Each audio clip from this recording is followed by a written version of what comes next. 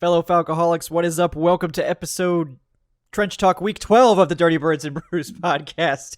Here, I was about to go into the Falcoholic Live intro there. This is not a numbered episode technically, but it's equally as compelling because I'm your host, Kevin Knight at Falcoholic Kevin. I'm joined by my co-host, Jordan Watkins at Big 75 Fella, and we're here to bring you a positive trench talk for the first time in what seems like, like a month that we've been able to talk about something positive on this show for the most part. I'm smiling, Kevin. Yes. And even the offensive line dominating, you get to, I know it's tough for you as a former defensive lineman, to see the offense dominate. No, I'm just kidding. This offensive line dominating. Oh no, I love seeing. Yeah, we'll allow it. But no, it was a good game by the offensive line. Definitely something that we've been waiting to see for this offense to finally take advantage of a bad run defense. They really haven't done it since week 2? When they put up 200 on the Packers, who actually had a decent run defense, which was why it was funny. But they just haven't really had a game like this in a long time, and we're going to dive into it. But before we do, want to, of course, welcome in Jordan. How you doing, my friend? I'm doing well. My voice is coming back, as you can probably hear now, because obviously I was at the game this weekend. I got to go home for Thanksgiving, be with my parents, which was awesome. Got to go to the game. Also went to my high school, shout out Woodward Academy. They were in the quarterfinals last week. Played Gainesville, beat them on a game-winning touchdown with under 2 minutes left, which was really cool. So a lot of yelling, a lot of screaming this weekend around some good football. But no, it was good to be home. So I'm great. Oh yeah. Well, we'll definitely check in about Jordan's experience at the game as well as we get into this one, guys. Offense stuff to talk about, defense stuff to talk about too. Not the worst game from the defense, obviously. Gave up a lot of yards, but didn't allow a touchdown. So you take those, obviously. You take games like that whenever you can. And finally saw this team get some turnovers on defense, which they've had a lot of opportunities for. It just hasn't happened. And then even in this game, we saw some of that terrible luck where we had the forced fumble bounce literally directly to A.T. Perry for a gain. So that was funny, but so that's why we love this stupid game, because the football it does what it wants. It just does what it pleases and just bounces completely randomly. So that's why we love this stupid ass game. But before we do, guys, want to bring you a quick word from our sponsor today, betonline.ag. Folks, the holiday season is off and rolling with the NFL in full stride and the NBA and NHL hitting mid-season form. BetOnline is your number one destination for all your sports wagering info with up-to-the-minute sports wagering news, odds, trends, and predictions. BetOnline is the top spot for everything pro and even amateur sports now. It's not just the big four sports anymore, guys. BetOnline has info available at your fingertips on both desktop and mobile at any time for almost any sport that's played. That includes things like MMA, international soccer. I believe I even saw some esports on there at one point.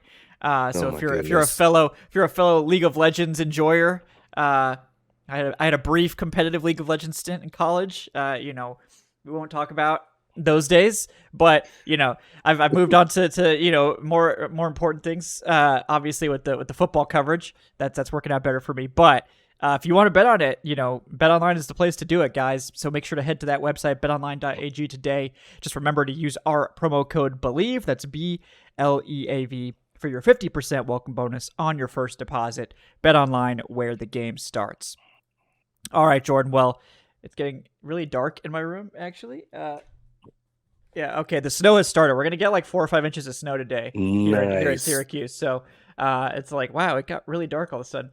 All right, I'm going to fix my lighting here. But meanwhile, everyone out here in California is going to complain. I think it's going to be a high of like 60 today, so it's freezing out here. Yeah, it's you might have to put on a light jacket, maybe a long sleeve shirt. It's brutal. It's brutal stuff. Yeah. But let's get to the offense first, because outside of a couple turnovers from Desmond Ridder, which, it seems like we're just going to have to learn to live with that for this year.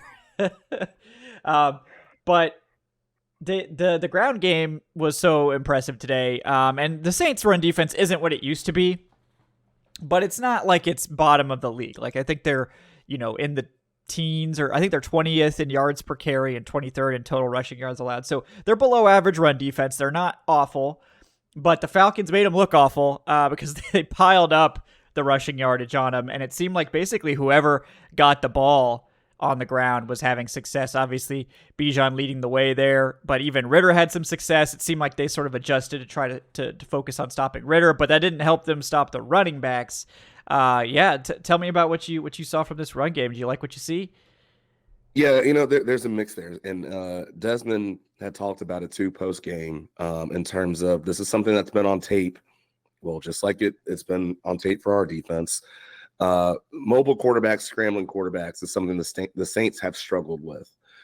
And I had even talked about, we actually talked about this last week previewing the game of what we would like to see from Desmond Ridder is, hey, that first read, second read isn't there. Go ahead, tuck it and go.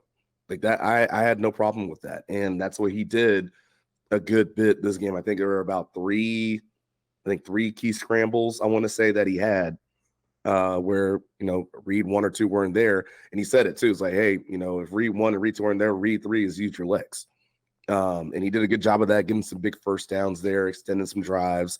You saw him scramble out, use his legs to extend some plays. He made a good throw to Van Jefferson across his body on the Falcons sideline for a first down. So I love seeing that from him. I thought that overall, in terms of the rotation and amount of touches for the backs, how we use them this week overall is probably the best that I've seen all year. Where you get a good dose of Bijan early.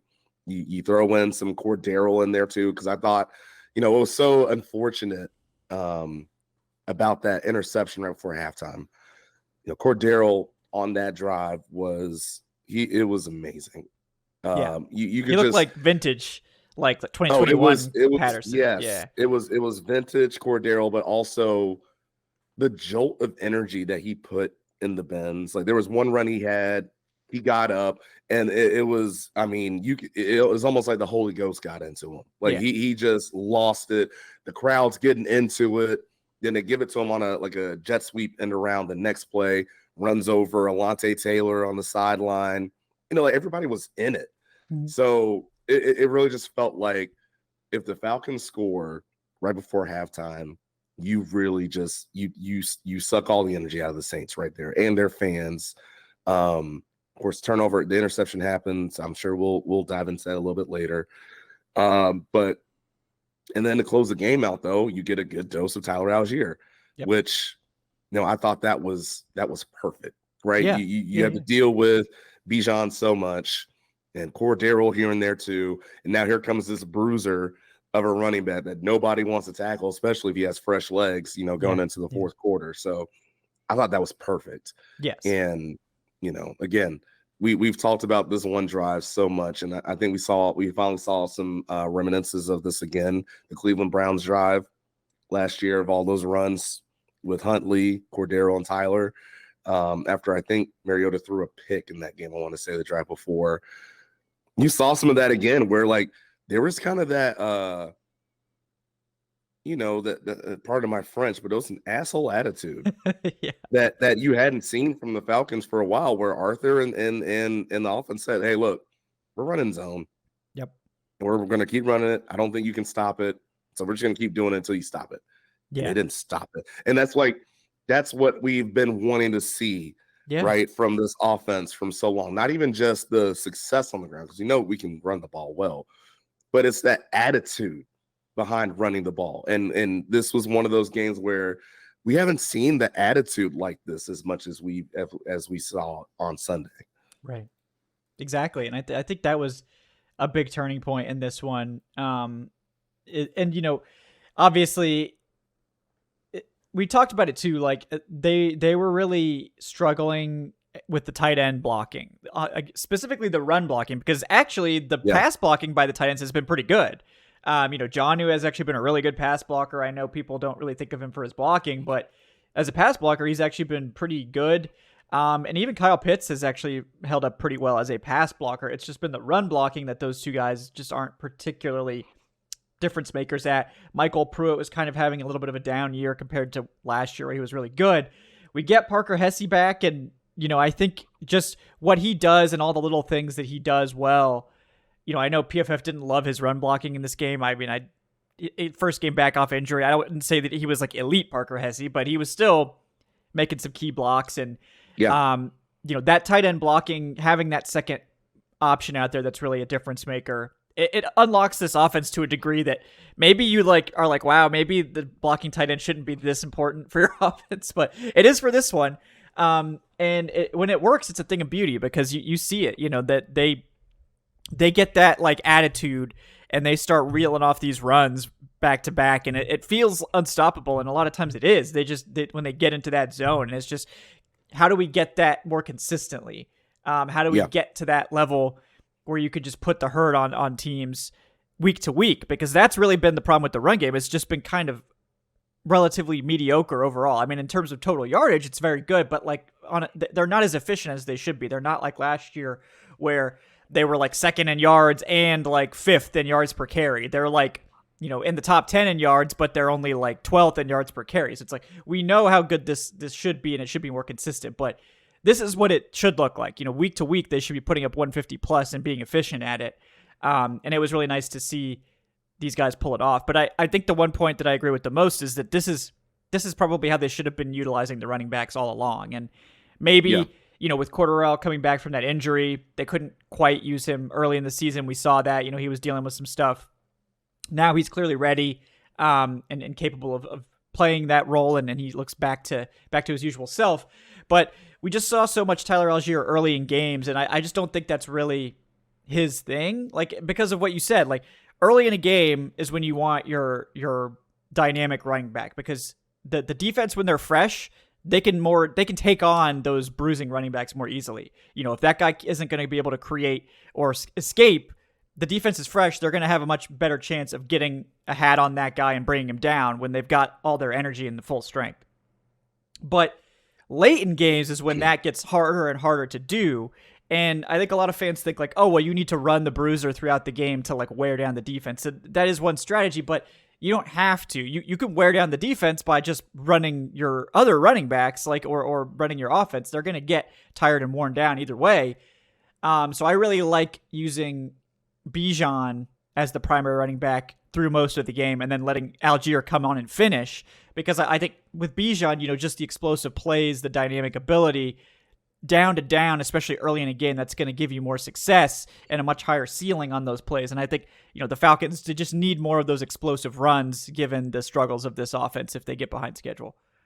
Well, to that point, I think what sometimes people forget with the running backs that we have is everybody's a bruiser. Now, I know like that's Tyler's style, right? Yes. But again, like we love seeing what Bijan can do in open space. I get that. But remember, the dude's like 225, 230. Like there's a thump to him too, right? And then of course we know what Cordarrelle does as well. So is like I think sometimes this isn't a comparison or contrast like a Warwick Dunn and TJ Duckett, right? Or a Jarius Norwood and Michael Turner. Like all these dudes have some weight and they run behind the pad. So now I will say this, like obviously you don't want to, the first time Tyler Algier touches the ball, I don't want it to be late third, early fourth quarter. Like, yes, you have to let him get in the rhythm of the game a little early on as well. But overall, like the perfect scenario is he is what the night shift was for the Braves back in that World Series run, right? You're getting later to the game. All right, I'm putting in Tyler Matzik. I'm putting in AJ Minter, and I'm putting in Will Smith. That those three is what Tyler Algier is in terms of closing out games and for this team and the and the most ideal scenario for me, the way I see it. Yeah, I agree. And again, we're not Algier haters by any stretch. Like we're not at all. I think we've really. I love Tyler. Yeah, I think we've.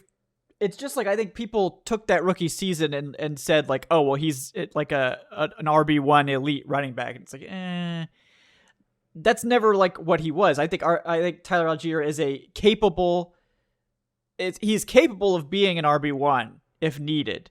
But the reason they went out and got Bijan is because the one thing Algier doesn't have is that dynamic playmaking ability. Now, he can still break tackles. He can still get you those 10, 15-yard runs if somebody messes up, and he's got that head of steam. He pass blocks well. He's got good hands, but he doesn't offer that dynamic, explosive playmaking ability down to down that you want from your sort of bell cow style back. But otherwise, he very good runner, very good RB2.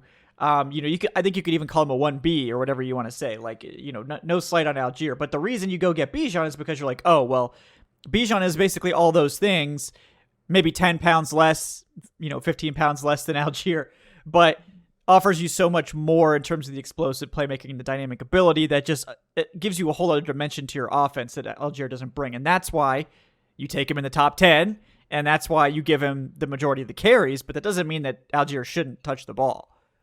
I'll give people this context in terms of how much I love Tyler Algier. And of course, there's some nuance to it because, again, I'm on the West Coast, so I saw him play at BYU a little bit more than I think most did. Him being on the team in the year that he had last year was why I was even a bigger proponent of getting Jaylen Carter as I was. Yeah. Because I saw how good he was and I knew the talent that was there.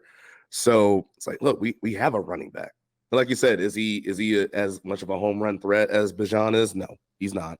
But is he good enough to be a lead back in this league? I think he is.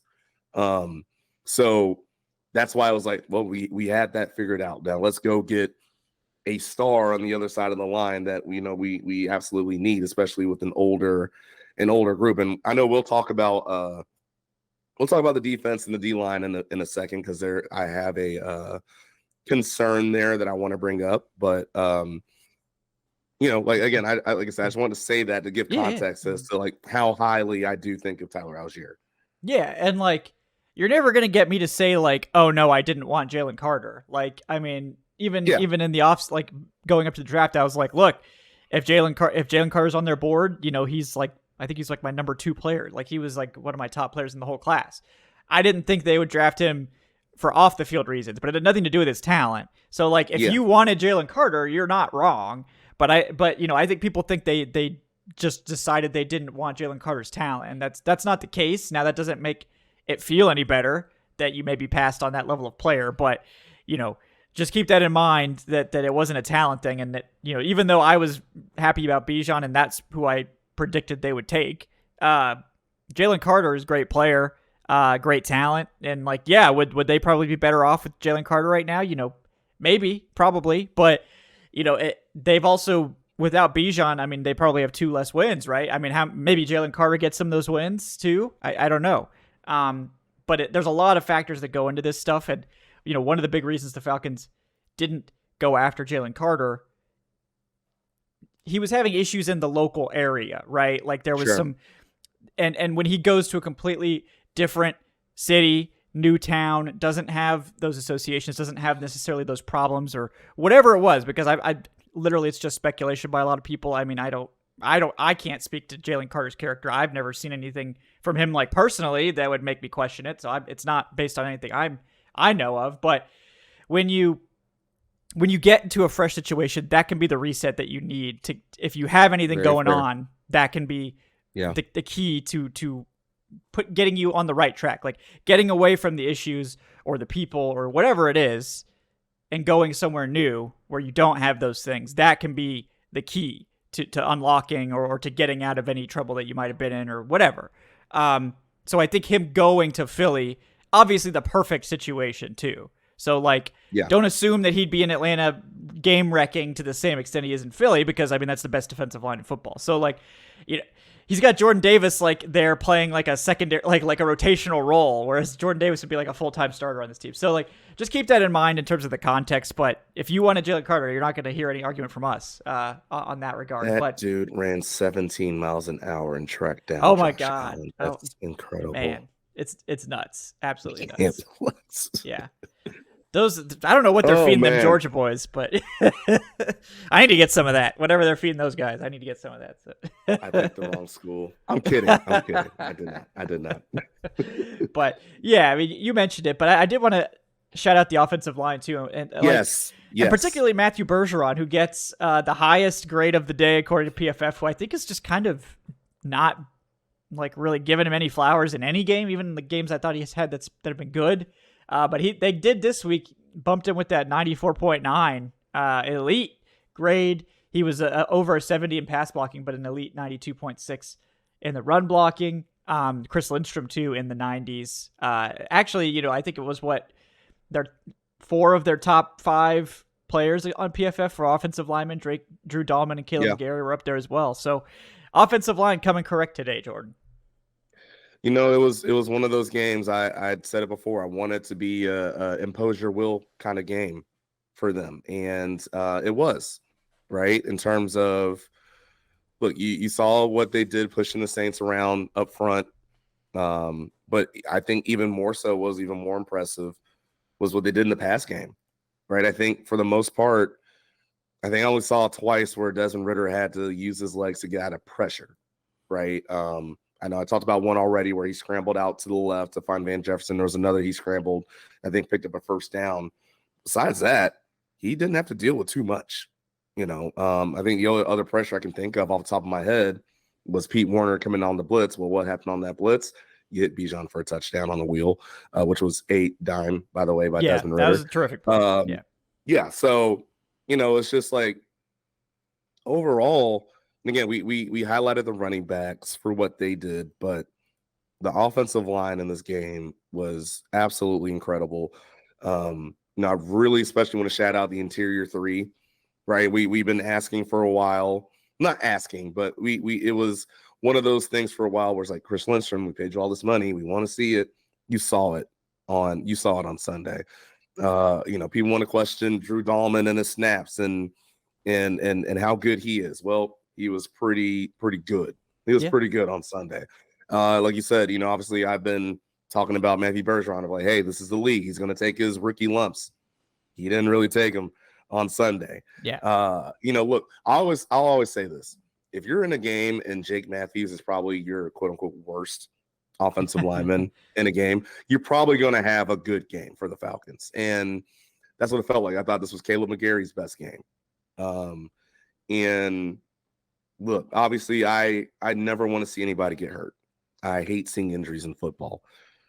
But at the line of scrimmage, I really feel like there is something when you have defensive linemen consistently tapping out, needing water, needing a sub.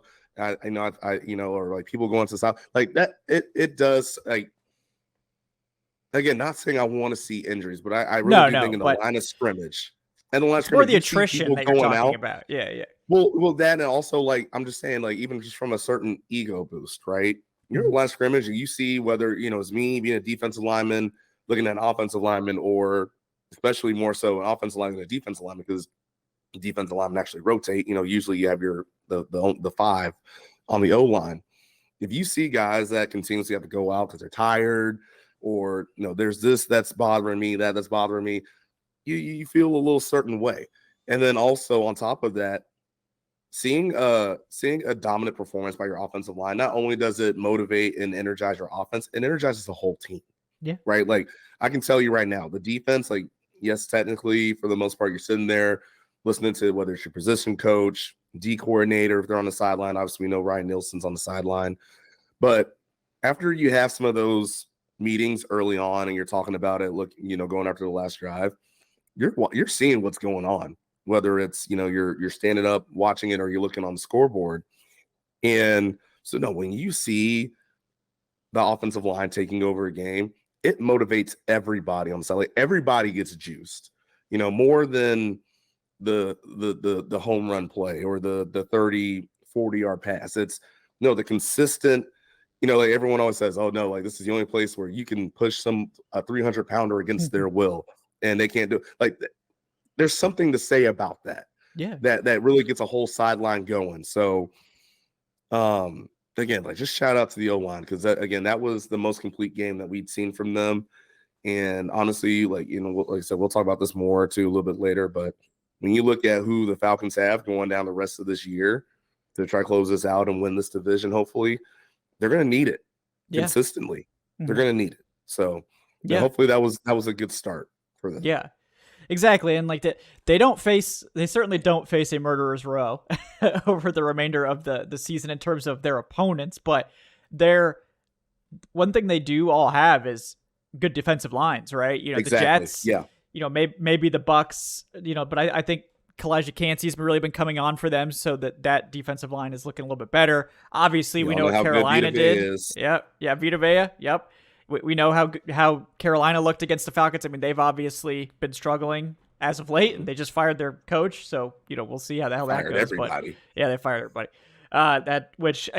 I'm not really sure this is the coach's fault. I mean, I feel like it's a whole mess, but whatever. I agree. And then the Colts, who we know they have some guys obviously up front. Defoe. Yep. My guy. My goodness. Love him. And then we got, the Bears, probably the weakest front left at this point. The Bears have been playing really good run defense, though, somewhat surprisingly. So that is one thing to keep in mind. And then we can play the Saints again. So you're not really getting a lot of cupcake games in terms of defensive line. So they, like you said, they need that offensive line to keep playing like this. But I think if this is a sign of Bergeron, if things clicking, maybe the bye, that was a big step for him. Like sometimes just having that week to like really solidify your technique, get really comfortable, not be going 100 every single week trying to keep up with the NFL, having a chance to sort of reset, calm down. That I hope that's a turning point for him, because I think if Bergeron can he doesn't have to have a 95 PFF grade every week, but if he can be more consistently in the 70s and not in the 50s, then I think that's a big thing for this offensive line in terms of what they'll be able to do. Well, to add on to what you just said, and I mean, you heard so many people talk about it. There was a physical practice. I think it was on Wednesday. So it was a little bit outside of what I guess they normally do. And the whole part of it, at least from what it sounded like, was it was a challenge to that offensive line. And whether, it was Bijan saying it, I think I think Jessie Bates maybe talked about it. So many people were saying, like, no, the O-line, they answered the call. And you really saw that on that practice on Wednesday, how physical it was and how they performed. So obviously you love to see when certain units or certain players answer a challenge and they respond to a challenge, which it looks like they did. So, like I said, you just never know when along a season a certain moment will happen. I know sometimes it's a players only meeting, right? Like that's the thing that gets people going, or it's, this one player stepping up and calling somebody out, or it's a certain fight, or whatever the case may be. So maybe we'll at the end of this year, this is what I'm hoping. Maybe at the end of this year, we'll look back to that Wednesday practice and be like, that's what sparked this momentum push towards the end of the season. Yeah. I certainly hope so. Because we were down in the depths of darkness on a 3-game losing streak. I mean, that's just how it goes, right? And if that's how we were feeling, you guys can only imagine, how the team was feeling, because whatever the fans are feeling, the players are feeling it much more intensely, because they have to literally eat, breathe, and sleep it every single day. So hopefully this can spark something, on the offense. We still have to cut down on the turnovers. That's still a thing. I mean, we should probably touch on Ritter's performance real quick before we get to the defense, because the interception, the red zone interception there, it was a bizarre looking play to me. I really did not like the call, and it didn't look like it was executed properly by anyone. And it's hard to sort of fault Ridder too much for that. I mean, obviously it's like you would prefer him to just throw it away when you see the play break down, but when you watch the all 22 of that play, basically everything went wrong. First of all, the Saints were all over it from the beginning.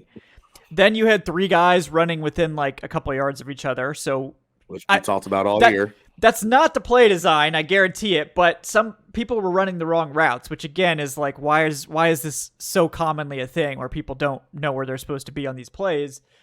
And then Bijan does stop on his route, but that's because the linebacker is literally screaming over to lay him out. Exactly. So he's like, okay, if I keep going, I have no chance at this pass. So I'm going to try to sit down here. Maybe I have a chance. And it's a timing route. So Ritter just rips it at the time he's supposed to, and it doesn't work. Now, a veteran quarterback, you're probably expecting to not throw it, like to be like, okay, but it's a lot to ask like a young quarterback when he sees when on a timing route like that, which is, I mean, he barely has time you don't even really read the field. You're basically like, you're going to take your drop and then you're going to throw it. Like, so should he have thrown it away?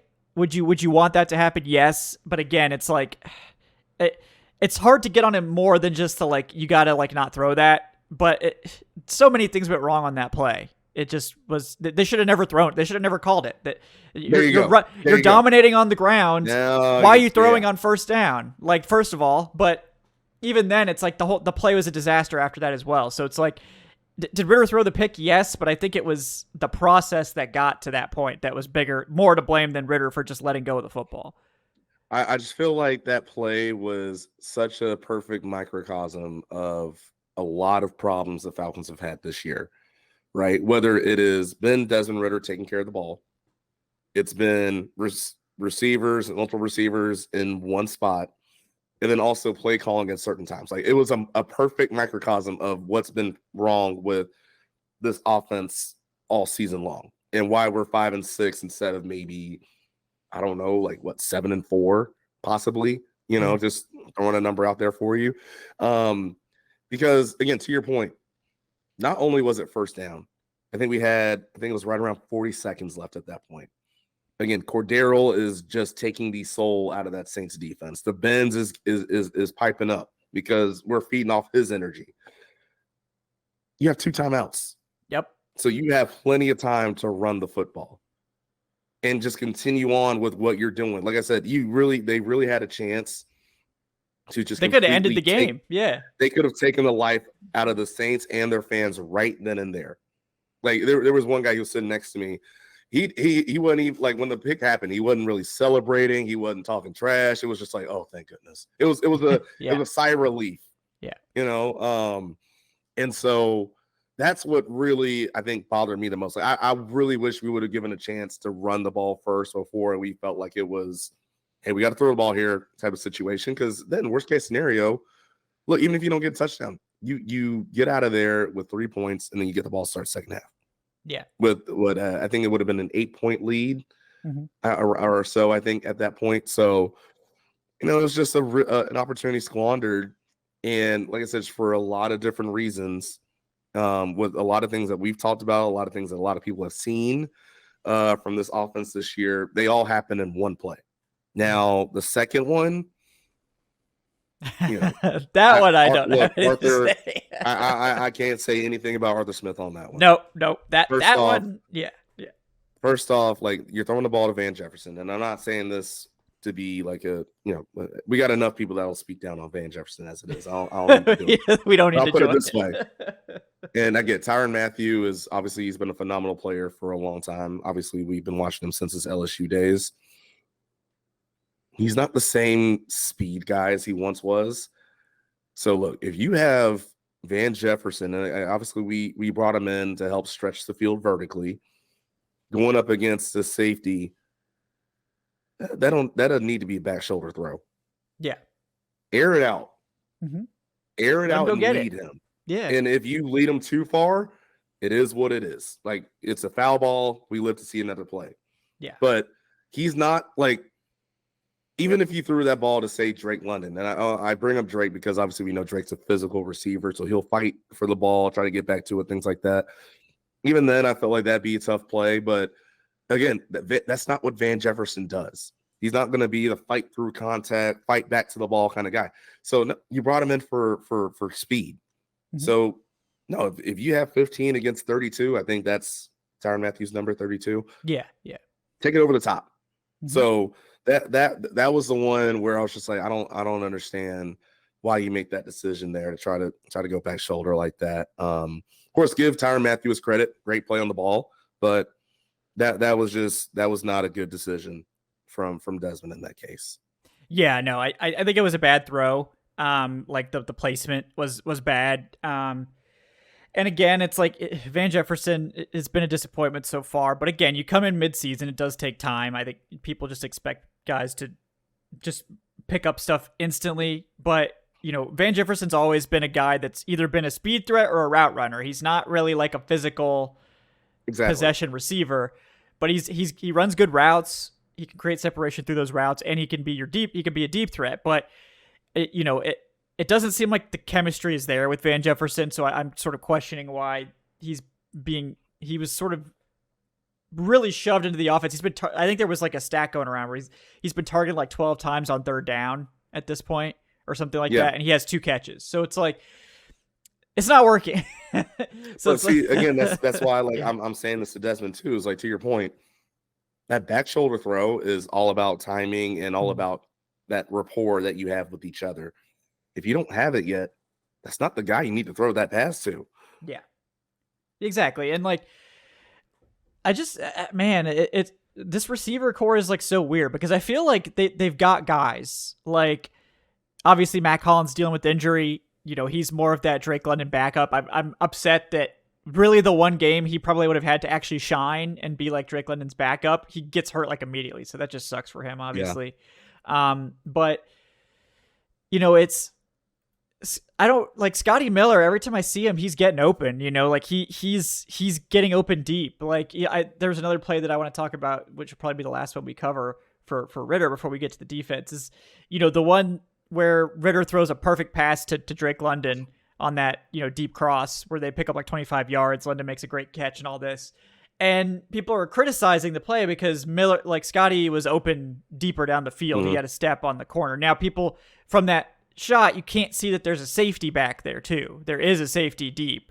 So there is the potential for the safety to make a play. You know, it didn't look like if it was a well-thrown ball, you know, theoretically there shouldn't be much chance for the safety to make a play. But there was a safety back there, so it at least appeared on first glance to be double coverage, even though the angle that everyone looks at on Twitter, it just shows Miller beating the cornerback by a couple yards. But you know, so Miller's getting open, and we've seen the deep speed that he doesn't have the height. So he, like, again, those small receivers, they're harder to hit because they don't have the catch radius, you know, that sort of thing. And the Falcons just don't seem to trust that it'll be there. But, you know, that's why they went out and got Van Jefferson, who's a bigger receiver. He's got the bigger catch radius. He's not as fast as Scotty. Scotty Miller's one of the fastest players in the NFL. I mean, I think he's been tracked in the 4.2s. So, like, this is a guy that is an elite speedster, but they just haven't been able to hit him. So it's like, if you really want a deep guy, a clear out guy, you know, that's Scotty Miller. I think they're probably correct that Van Jefferson is someone that's capable of doing more for your offense. And he's also obviously someone that can play slot or outside, which is what they need. They really need that wide receiver that can do both. But it just hasn't worked out, both of those guys, even though I think they have talent. So we'll see how that goes. But I do want to touch on that play that I think Ritter is being unfairly criticized for that play. Like, first of all, that pass to London was an absolute heater. Like, that was a terrific, tremendous, perfect throw. So, like, we should appreciate that. Now, London makes a great catch on it, too. But yeah, that was picture-perfect placement for London to have a chance and nobody else to. Second, like, everyone's like, oh, he should have just gone to Scotty. Well, Scotty wasn't the first read.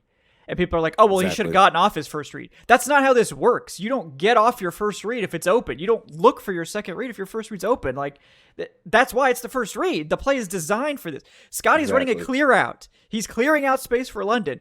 I don't even know if he's a read, honestly. Like, I don't know the play design, but sometimes those clear out routes you don't even check.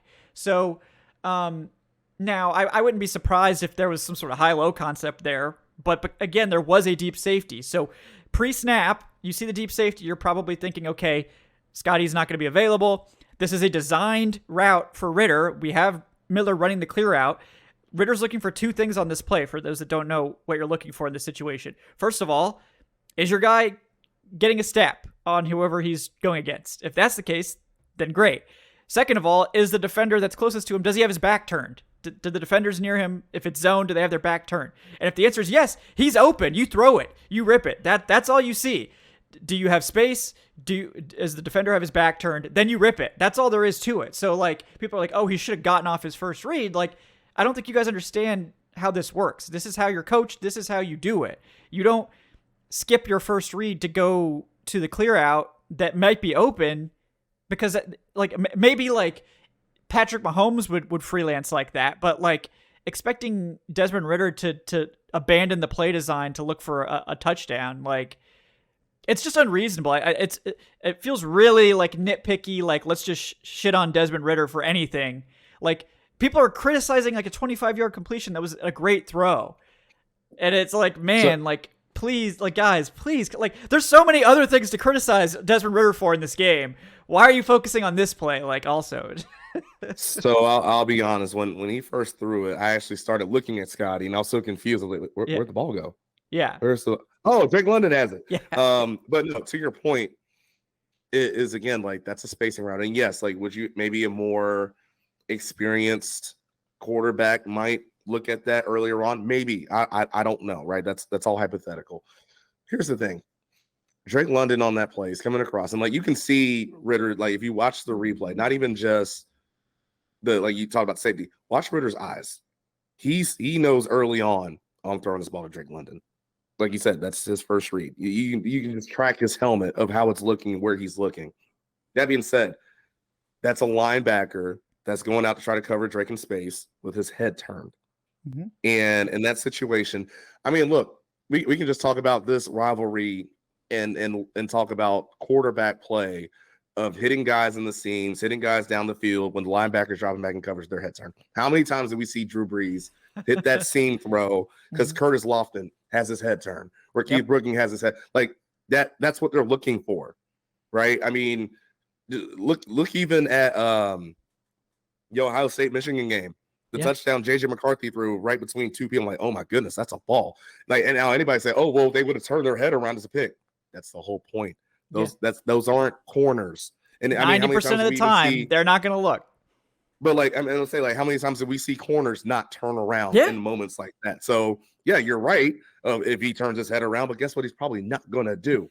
Turn his head around. Very unlikely he turns his head around. It's very unlikely. So that's I'm with you. That's not a play that to get on Ridder for, especially the fact of it was a great ball. Like there were two great passes. That we saw from Desmond Ridder this weekend. Obviously, that was one, and you hit Bijan the way he did with a free rusher in his face. Yep. Perfect. Like, I mean, I think you said it the best way possible. There's so many other things you can get on Desmond Ridder for. That play is not one of them. Yeah, it's like I know everyone's made up their mind on Desmond Ridder at this point, and like I'm not suggesting that he has a great chance to be the starter next year still. Like he would have to continue to make major strides over the final 6 games. It's not impossible.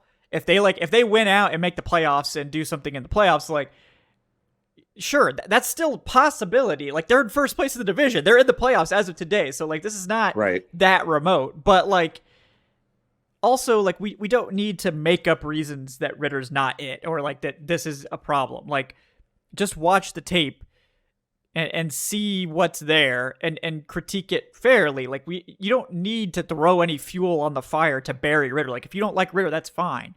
If you do like Ridder, that's fine. Like we don't need to like spin up narratives about like, oh, well, if he was actually a franchise quarterback, he throws this to Scotty Miller. Like it's really so much reaching going on by people just trying to, I guess, I don't really know the point. I mean, maybe it's like just fueling your own personal narrative or trying to be right about Desmond Ridder or whatever. We got a lot of football left to play. Ridder made some plays in this game. He made some boneheaded mistakes, and maybe that is just who Desmond Ridder is. But we don't know yet. But we're not gonna know probably until till the playoffs start. If the Falcons are in it, we probably won't know until after the first round, until if Ritter's in or not. But right now he looks like let me ask you this: if Ridder was a first rounder and was playing like this, would there be any question that he would be starting in 2024? There wouldn't be, in my opinion. But I agree with you on that. But I feel like the bigger question with all of this is, even if you have a new quarterback, let's go down that road. All right, you bring in a new quarterback next year, and this offense still isn't clicking. Yeah. Who then are you going to point the finger to? Right. Like look, I'm to a certain extent I'm giving Arthur Smith his credit for this game for again relying on the run and going with it, right? Not making it more difficult than it needed to be outside of right before halftime. But I still saw way too many route concepts and things where there were still too many, like 2 receivers in one spot. Yeah. So my thing is, it feels like to me, like I don't think you're just tailoring. The reason why you have 2 receivers in one spot is because Desmond Ridder is your quarterback. I don't think you're scheming up because of that. No. So if those things still happen, no matter who your quarterback is, then what? Right? Yeah. Like that's where I keep going when, obviously, Justin Fields playing last night. So we're getting all the Justin Fields Atlanta takes. Like, don't get me wrong. I think Justin Fields is a better quarterback than what he's seeing right now, than what we're seeing in Chicago, or I think he can be, but it's okay. Is this system that much better?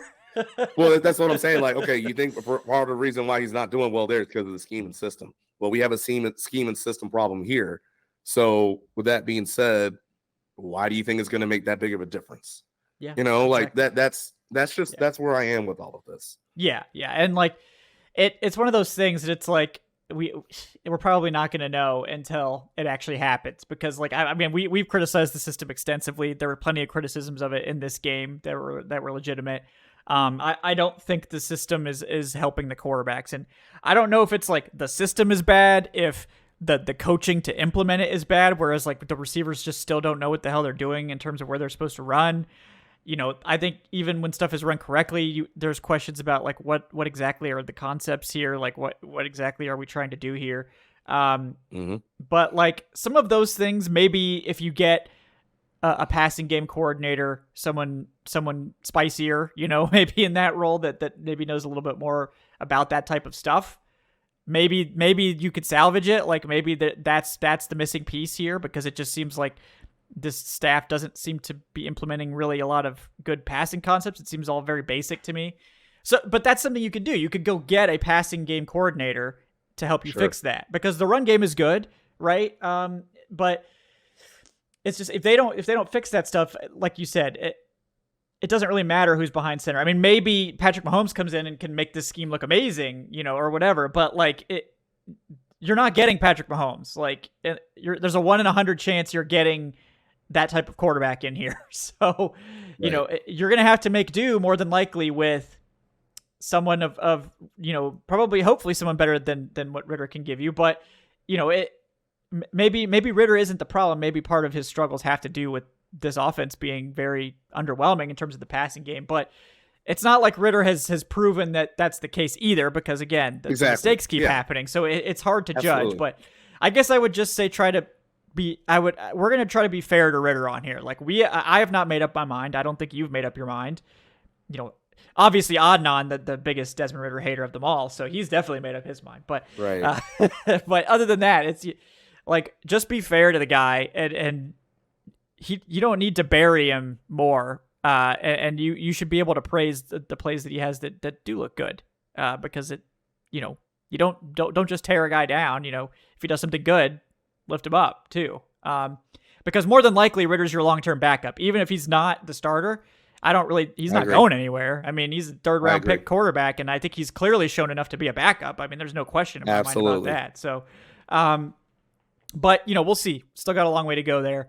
And again, at this point, like, I'm not running out to sign Kirk Cousins coming off an Achilles tear to replace Ridder. It's like, am I really going to flush $40 million on the chance that Kirk Cousins comes back healthy and provides an upgrade? Like, if Kirk Cousins is healthy, obviously he's an upgrade over Ridder. But again, you're kind of in a rough situation if you do make the playoffs, where like, in that situation, you're probably trading for Justin Fields, right? Because so that would be hilarious. It's like the Thanos meme, where you couldn't live with your own failure. Where'd that bring you? Right back to me, Justin Fields. Yep. So, but we'll see. That'll be interesting to monitor over the course of the season. If they do actually make the playoffs, that gets really interesting, because they're probably not in range for one of these quarterbacks at that point. But, right. Well, you got to give the defense some flowers. It was not It was not the prettiest game, Jordan. But Jessie Bates, he was something else. This is one of those just absolute takeover games. I mean, can't say enough nice things about Jessie Bates. I mean, look, we can talk about. He had 2 turnovers that flipped momentum of the game. Right, like the first one, obviously the pick 6, but Saints are driving. They're about to go up potentially, I think 6-0 or 7-0 at that point, or 10-0 at that point. And all of it. I believe it was, who did I see? I think it was RG3 who did a breakdown on it. And it was perfect, right? So obviously he's lining up in the middle of the field. They were closer over to the right hash. He's lined up in the middle of the field. So already by his pre-snap alignment, he's taking away that one crosser. Right, like Derek Carr's always saying, "All right, well, safety's there. I can't do that." Obviously, we have a linebacker that's dropping. That takes away one. So there's really only one place he's going with the ball. And that's where Jessie, like, he goes to it right away, takes it to the house. Like, phenomenal job all around. This is the second time I've seen him hit the perfect, peanut punch if someone's going to the ground to force a fumble. And again, it was one of those plays that Saints are driving. They're getting momentum. They're starting to open up some things on the ground. And you get the turnover right there, right? Huge play. And then, of course, we go on a 95-yard touchdown drive right off of that. Perfect. But also, I believe it was it was Lynn Bowden who was in. He was on an end around, and he had a chance to score. If Jessie Bates doesn't make an open field tackle, that's a touchdown. So that's one of the plays where, because he had the turnover making plays, that I think that one kind of gets swept under the rug. But his open field tackling in this game was impressive. And I really want to note that, because remember, I said this for the last couple of weeks, how that was one of the things that really kind of had fallen off for the Falcons in the last few weeks from what we saw earlier on in the year. Now, maybe just because guys kind of got tired and you wear down and they needed the bye week, maybe that's part of it. But to see them have a bounce back performance in terms of open field tackling, I think there were still a couple of plays there where they had to be better, right? There were a couple. I think Kamara got loose down the sideline. Taysom Hill did once or twice too. But an overall effort, and it started with Jessie Bates. The tackling in this game was much better than I think what we've seen in the past few weeks. Yeah, I agree. And I mean, that's such a great signing. It's I feel worth like every penny. Worth every penny. It's sad that they haven't been able to get him more opportunities like that. I think obviously the loss of Grady Jarrett, just like, that was probably just one of like, if you picked like three guys on this defense that you couldn't lose, that's one of them. And you can tell, like, it's just, I think it's even more than what he brings on field, like in terms of the play, because that's obviously great, but like, he was the leader of this defense. I mean, he's been the leader of this defense forever. So like, it's such a loss. You could tell, like, and they did play with better intensity this week. I think they're starting to get some of that back, but it's tough to lose a leader like that and then bounce back from it. But, I think we've seen Calais Campbell play more inside. That has helped some. We've seen Arnold Ebiketie kind of start to step up a bit here, which is nice. He did get that just terrific sack. That was one of the cleanest sacks I've seen this year from the Falcons. He's starting to come on a bit. Like, honestly, again, it's like he's not the ideal fit for this system, right? He's not this huge, 4-3 end style guy, but you got to find a way to get him out there over Bud Dupree. Man. It's just like, Bud Dupree's a better run defender, no question, but like, just Bud Dupree gets pressure too. That's what's sad. Is like Bud Dupree gets pressure. The man can't finish. He can't finish. I don't know what it is, Jordan. I don't know what it is. He had one. He had a chance to get Derek Carr down, and thankfully, like, it was good coverage, because I think Caden Ellis brought down, I think it was Kamara for the third down stop still. But man, I love seeing, and like, to your point about Ebiketie, it was good to see him. Like, it was a perfect. He timed it up well, double arm swipe, beat the offensive tackle, got the sack. Now, my challenge for him is, again, I want to see that consistently and against the starters consistently, because on that play, Ryan Ramczyk was out. Yes. Right. So, it's like we talked about, even going back to the preseason, right? I highlighted the spin move that he hit against the it's like a third, fourth string tackle for the Dolphins, I think, and it was a thing of beauty. Yeah. And it's like, bring that, so when the starters are in too, let's bring that in, because he actually tried to spin move in this game. And when I was rewatching the game, I looked at it, I was like, it just felt like to me that he didn't fully believe in it in terms of, obviously, if you're going to spin back inside, you have to sell an upfield rush. If you don't sell it, the tackle's going to sit there and wait, and they know, all right, he's going back inside because he's not really rushing upfield. Like, it just took so long for him to get upfield and then get to the spin. Ramczyk was just sitting there waiting for it, right? And it didn't work. So, whereas when he did that double arm swipe move, he was upfield with an intent, and it was just like, boom, go, right? So that's the thing for me. I want to see it more often from him. Like I said, one of my concerns, though, up front, and I just want to get to it because you talked about Grady Jarrett. Obviously, just from a one-person ability, this is why, again, like I said, I hate the phrase at times, next man up. I hate it because next man up, you're not replacing Grady Jarrett. I'm sorry. Like you're not. No. But that being said, with Grady going out, obviously Lakel London's been out, I believe, for a bit too. He may be eligible to return this week, I think. I was just looking into that. Good. So that might be cool. Good. Yeah. But one of the things that we thought we were going to see and was going to be a strong point of this defense, we've started to lose a bit lately, and that's the depth inside. Yeah. Because you look at it, right? The Saints, I believe they had almost 150 yards on the ground. I think it was 148. I think was the final number. A lot of that came in the second half.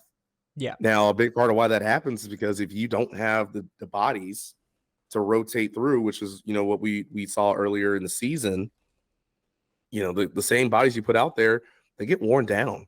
Yeah. And they get tired. Obviously, that's what we did to the Saints. They started doing the same thing to us. So, you look at some of the teams that we're playing right down the stretch.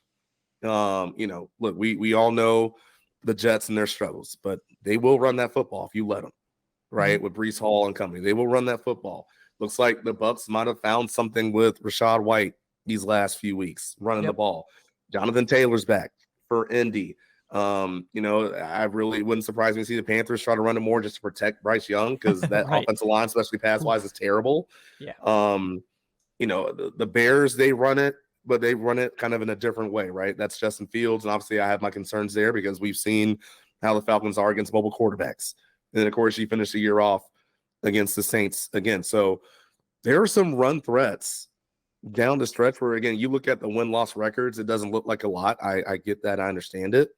But when you look at the matchups and what some of those teams like to do and what they're capable of doing, and the lack of depth that we have right now, like you said, Lakel's eligible to come back next week, so that'll help having another body in there. But when you look at the lack of so with that lack of depth inside, like that's one of my concerns that I have right now going forward.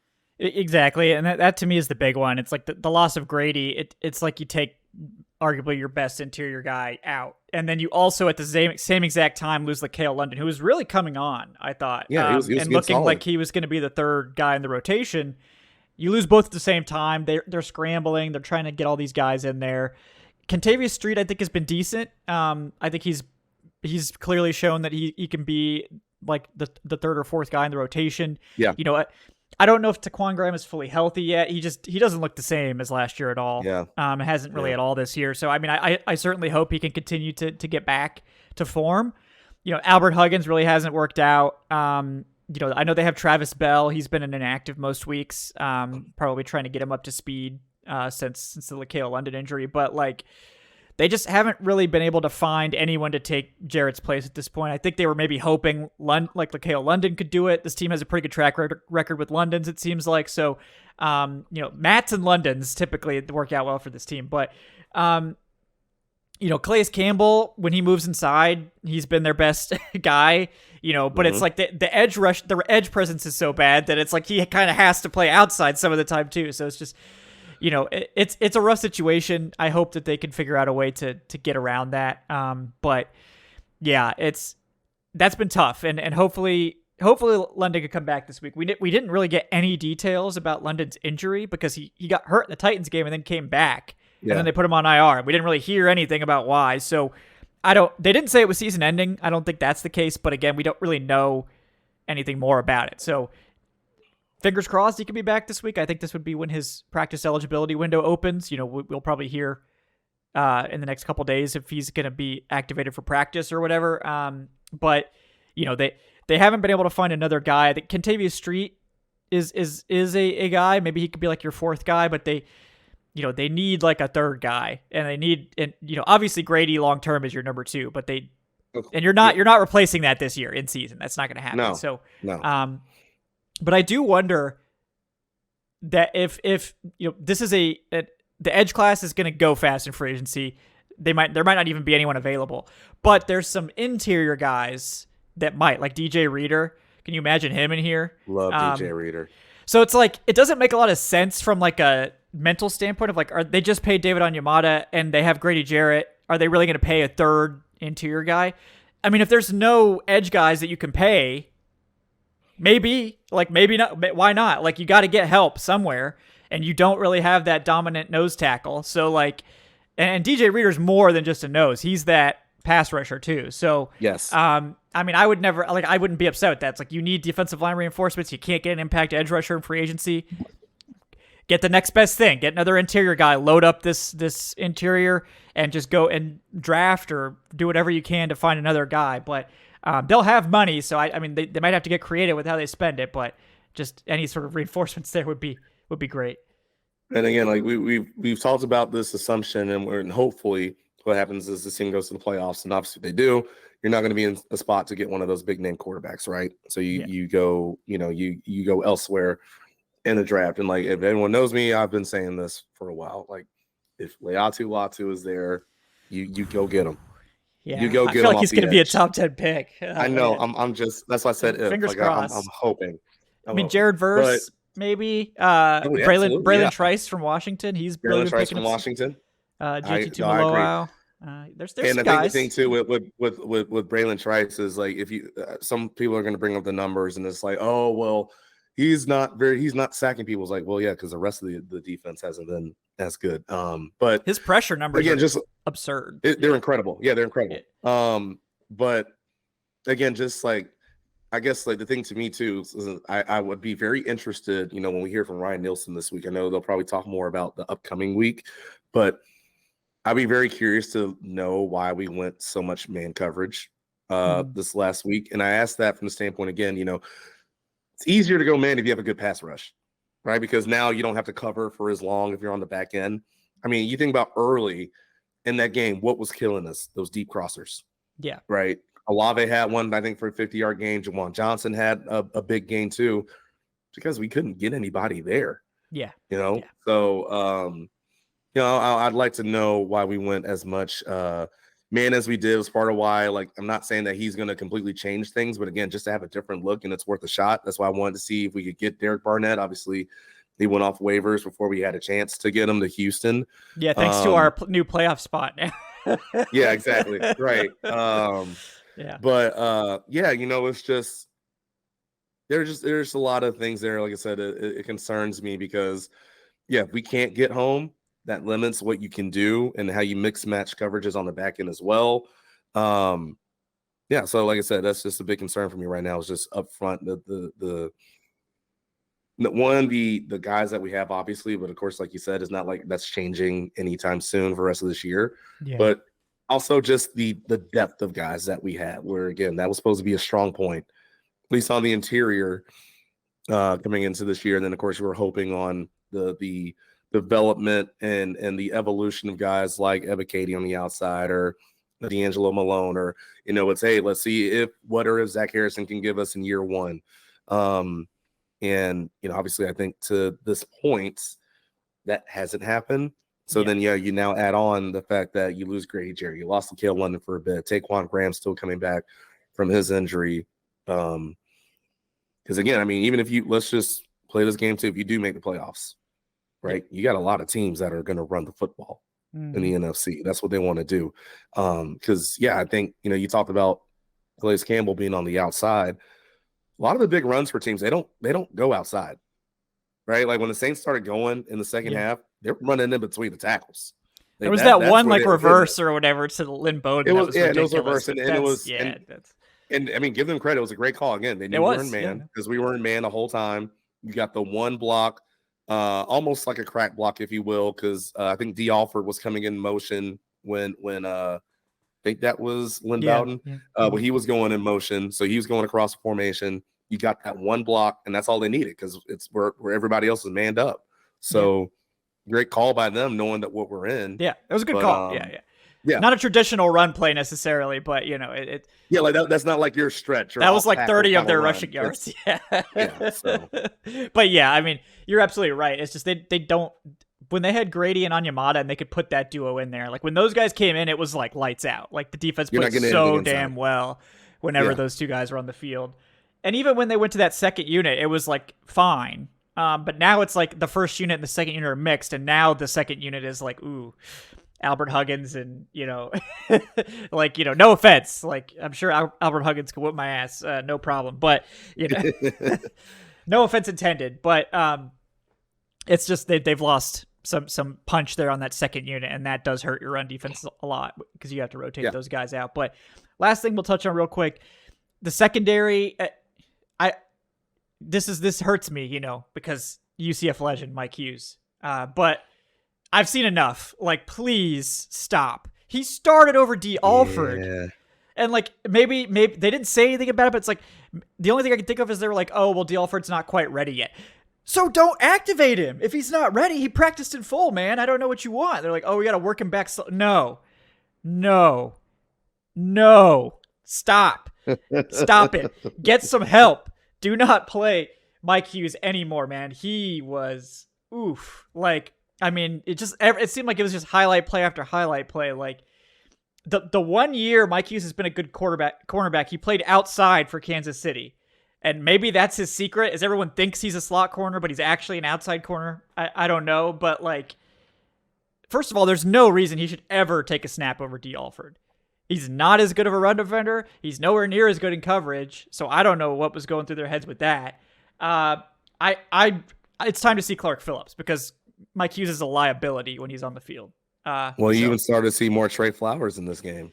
And I don't know where Trey Flowers went. It was like, oh, well, Jeff Okuda's here, so Trey Flowers, you're inactive.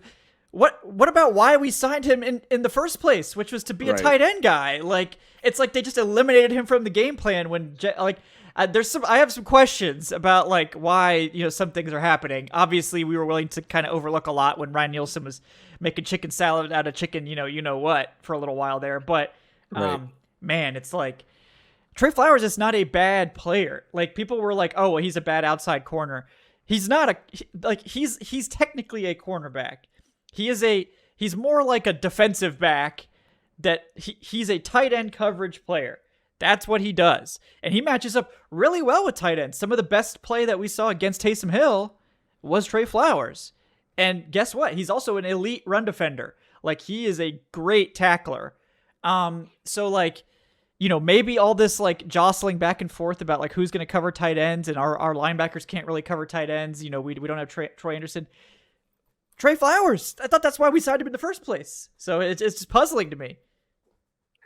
Yeah, I'm with you there. And just even overall, like I said, for a secondary, it's so hard to fully judge. AJ Terrell had a really good game. But again, it's one of those things, rushing coverage, they have to be married.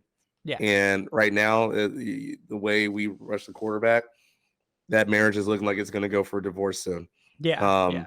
Again, I can't ask these DBs to cover receivers for 5-6 seconds at a time, especially man coverage. That's impossible. Exactly. Yeah. But that's kind of what they have to do right now. And so with that, again, I get it, in terms of especially losing Grady, you're limited there. So I'd like to see more from the Falcons, even if there are situations where we're only rushing 4. Let's try to stun it up some more. Yeah. Run some more stunts. I think that you give any in basketball, right? Obviously, you have your really good players. You have some that not so good.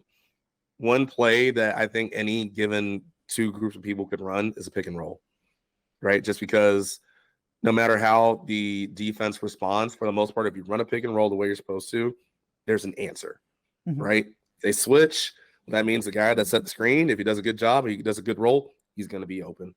They don't switch to try to fight through it. The guy that is on the ball, you have a chance now to go beat and get downhill.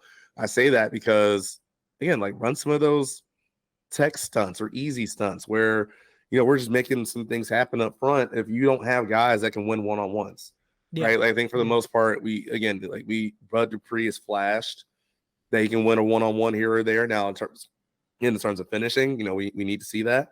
Obviously we know David. I know. We've seen David Onyemata. He has the ability to win one-on-ones. Calais will still do it. He does it even more, I think, on the inside. But outside of that, if you don't have the guys that can consistently win one-on-one matchups, scheme it up for them to where now they don't have to. I think that's where, again, I'd like to see a little bit more of that going forward. Yeah, I agree. And again, it's overall, this defense still is playing great football in the red zone. That's the one thing they've consistently done, and so they deserve a lot of props for that, because that's a huge part of NFL defense. Is like, look, maybe you're not the most talented, maybe you're not the best defense, but if you can keep them out of the end zone, that's going to go so far, particularly when your offense isn't great at scoring. Right. So like, big props. I mean, they did it over and over and over again. They found a way to keep New Orleans out of the end zone every time. So massive props to the defense for coming up clutch in that area. There's a couple, I mean, again, it's more minor tweaks. Like I overall, I think we both really like what Ryan Nielsen's doing. I think, absolutely. Early in the season, like, they've played their best football typically in man coverage. I think they're a better man coverage team. But like you said, the pass rush has taken a step back from where it was when Grady Jarrett was here. That's putting a lot more stress on these guys. I think they've made a lot of mistakes in zone. Maybe that's why, like, they've gone away from it.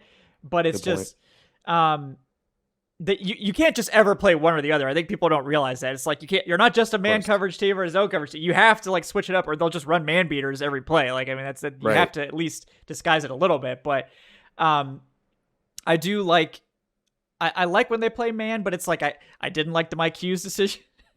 I like that we saw Trey Flowers play a little bit. I would like to see that more, particularly against teams that have a good tight end, because, again, like, Richie Grant has shown he can't be trusted against tight ends. Like, he's not capable of matching up.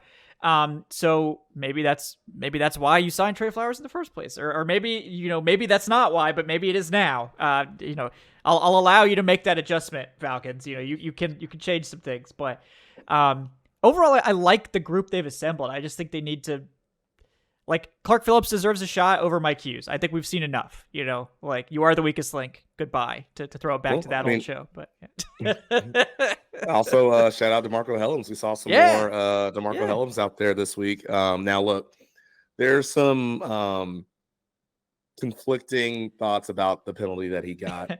I don't think he knew he was hurt at first. Well, I don't think, obviously, I don't think he did either. But in terms of, look, I love the play. I love the physicality. I don't have a problem with him. Yeah, I don't even have a problem with them talking this talk or whatever. Yeah. You can't stand over him. Yeah. So, like, look, in a game like this, and maybe if our offense was humming differently, right? If I feel like I'm comfortable saying we're going to put up 30 points a game, like, that's not that. So my thing was, in a game that usually is very close, it comes down to a last possession, as it usually does when these two teams play each other. I can't take a 15-yard penalty. Yeah. I can't have it. But again, I do think, though, overall, in terms of, again, I'm going to credit and praise the offensive line for what they did in terms of setting the tempo. I think that's a play that also kind of helps set the tempo of this game, right? Yep. You put somebody on their back like that easily, that kind of lets you know what kind of night, the kind of day it's going to be. Yeah. So, no, but I mean, I saw him pop up in some other places too defensively. Yeah, so do want to shout him out as well. Yeah. I think we got something there. I think we got I think he can be a long-term third safety for this team, which is for a 7th round pick. Hell yeah. Take that every day. Like, he could be like, Keith Ishmael, Kamal Ishmael, not Keith Smith. Kamal Ishmael, yeah. Yeah, another UCF legend. Let's go. Yeah. Yep. But yeah, no, I mean, it's very similar, right? I think Hellams probably has more coverage ability than Keith. Shout out to Ishmael. He always gave 100% effort, but he was basically a linebacker. I think he did end up converting to linebacker. I think he switched. The Falcons. Yeah, I think so. But yeah, and then I think the defense, there's a lot of stuff here that you like. Oh yeah. And I don't want to get on them too much. They allowed, like, I can accept allowing 400 yards if you only allow 15 points and don't allow a touchdown. Like, if you can give up the yardage if you don't allow the points. So defense, you still my number one. Okay. You guys are still winning. You're winning my friendship battle, which the defense has not been our preferred unit in quite some time. So they deserve it this year. They're absolutely, they're crushing it. Absolutely. So, but can we please see Clark Phillips? If you don't want to play D'Alford for whatever reason, please, can we at least see Clark Phillips at this point? I need it. Just because. Yeah. I mean, he played well when he had to play last time. So I agree. as much as it pains me, you see a fudge in my cues. It's time to move on from that. But yeah, Jordan, I think we covered it. Perhaps covered it a little too much, but there's no such thing. No such thing, right? I did real quick before we go. I want to hear about your experience in the Benz this week. You were there, so. Yeah, no, it was awesome. So, again, for those who don't know my whole story, I basically started going to Falcons games when I was 2 years old. And that's what we did every single Sunday. My mom, my dad, and myself, all the way up through, graduating high school, pretty much. And so there, ever since then, I think there's one game, there's one regular season game I went to. It was actually the last regular season game in the Georgia Dome. I had just gotten back from El Paso. We played in the Sun Bowl against North Carolina. So I was able to go home for New Year's. Falcons were playing, so I got to go. And so that was New Year's 2017. So that was the last Falcons game, regular season game that I had been to at home. Like I've been to 2 games out here when they've come to play at Levi's, but it's the first time I had gone to a Falcons game with my parents in almost 7 years. So that was really awesome to be there. Obviously, it was like the hip hop 50th anniversary of hip hop, which was cool. I was actually kind of nervous at first because I know everyone's seen the memes and whatnot. T.I. was leading the team out, for the beginning of the game. His mic wasn't working. And so I was just like, oh, no, this is a bad sign of how this game is going to go. This is not good. Yep. Because I think, even if you are watching the game at home, I think I heard even the mics, the referee's mic wasn't working. Like you couldn't even hear it on TV. So there are some audio issues that were going on there, but it was still cool to see, Pastor Troy perform, Luda perform, thanks to Luda, because we got the Jameis Winston video. That's a gem. Jeezy performed, Big Boy performed, like all these Atlanta legends and all these people that have tie-ins to the history and culture of hip hop and the great city that's Atlanta were there. So that was really cool. Obviously, again, it's the Saints. So a matchup that, it's the pettiest rivalry there is in football. So that was really cool to be there too. And of course we won. So, like I said, just being there with my family was really awesome to do that again, especially, some of the stuff that we've had to deal with family-wise in the last month to, just have that moment again and kind of go through history again and just, be there with each other, watching the Falcons. It was really cool. Yeah. Yeah. No, that's really cool story. It's a great game to go to, obviously. Always fun to get a big dub over the Saints when you're there, but also all the hip hop stuff sounds really fun. So definitely a cool one to hit. I'm glad you had a great time. It's a sweet stadium as well. But yeah, guys, we really appreciate you tuning in with us today on Trench Talk. Before we sign off, Jordan Watkins is the co-host. He's at Big 75 Fella. Jordan, anything else you'd like to plug before we take off? Yeah, of course, as always, check out the Falcon Fate podcast. If you listen to the recap this week, again, like my voice is coming back now. This is the best it sounded in a few days. So I sound a little raspy when we're doing the recap show. But we'll obviously later this week, we'll get into breaking down and previewing the matchup against the Jets. That'll probably be out, I think, on Saturday. So, tune around for that. Obviously, I think tomorrow I should be there for the preview show for Falcoholic Live too. So cool. Just looking forward to hanging out some more and just keep talking Falcons football with y'all. Yeah. Well, we got lots to look forward to, hopefully, with this team, maybe coming out of that death spiral and maybe starting a life spiral here. I don't know if that's a thing. We're going to make it a thing, the Falcons life spiral, but no matter what, this team is spiraling somewhere. But yeah, guys, appreciate you for hanging out, watching today. Leave that 5-star review on your podcast platform of choice. Like and subscribe for watching on YouTube. Just launched the channel memberships on YouTube. If you're looking to support the show, support the channel, get some cool perks there. If you're more of a podcast listener, check out the Patreon, patreon.com/Falcoholic Live. Today's show is, of course, brought to you by betonline.ag. Like Jordan said, guys, we'll be back on Wednesday night at 8 p.m. for Falcoholic Live this week. And we are going to keep this train rolling. We're going to inject some positivity, hope that the Falcons pick up on it, hope that they don't let us down against Tim Boyle. If they lose to Tim Boyle, Jordan, it's time, Lord forgive me, but it's time to go back to the old me. So, well, the way I look at it is, I mean, let's see, we lost to Levis, we lost to Josh Dobbs his first 5 days. Like, would losing to Tim Boyle be the most would be the trifecta. Unrealistic? Yeah, you know, like. But this isn't his first start though, so we should be good. That's a good point. Yeah, that's a good point. We might be okay. It's just the first start that we can't handle. So after that, I think we're all good. Except for Bryce Young. He was the one we could handle. But that's true. But again, listen, if you can't handle that offensive line, we got a lot of problems. Yeah. Oof. Well, let's get through this Jets game. Hopefully get that big dub, and then we can start. Then at that point, we'll be back to 500. If they get this one, so we can, here's to hoping we can keep the positivity rolling at least a little bit longer here. Guys, thanks again for tuning in to Dirty Birds and Brews. We'll see you next time, folks. Have a great day.